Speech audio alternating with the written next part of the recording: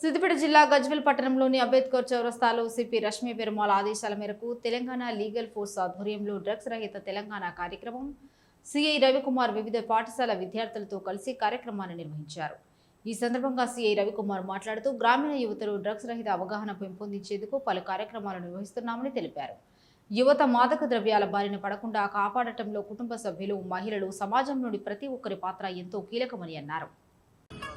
Siddipet police commissioner Gajwel police station ఆధ్వర్యంలో ఈరోజు Saint Joseph మరియు and Pragati junior college vocational junior college TDR వీళ్ళ ఆధ్వర్యంలో భారీ ర్యాలీ నిర్వహించడం జరిగింది.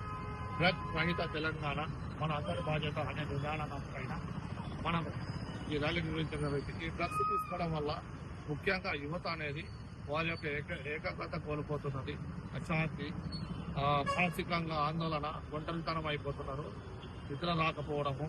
దీనివల్ల కుటుంబానికి దూరంగా అవడం వల్ల వారి యొక్క విలువైన కుటుంబం పైన గొడవలు చేసి వారినే చంపడం, ఈ అలవాటు చేసుకోవడం వల్ల వారినే చంపే అవకాశాలు ఎక్కువ ఉంటాయి.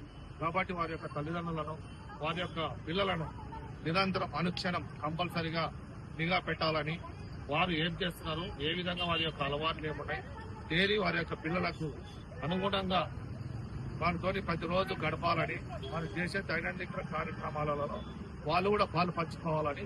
లేకపోతే యువత అనేది ఈ డ్రగ్స్కు అలవాటు పడి మత్తు పదార్థాలకు మరియు సిగరెటు, గుట్కా, గాంజా ఈ సంస్కృతికి అలవాటు పడ్డ తర్వాత కంట్రోల్ చేయలేకపోతాం.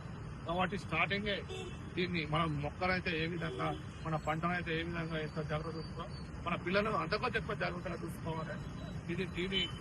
ఈ డ్రగ్స్ అలవాటు లేకుండా ఉండాలంటే ముఖ్యంగా ఉదయాన్నే తల్లిదండ్రులు ఉదయాన్నే లేపడం, వారితో పాటు వాకింగ్ చేయడం అండ్ సంగీతాలు మంచిగా వినడం, వారి యొక్క మనశ్శాంతిగా స్నేహితులతో గడపడం, మరి వారి కుటుంబంతో సంతోషంగా ఉంటే వారి యొక్క అలవాట్లకు దూరంగా అయ్యే అవకాశం ఉంటుంది.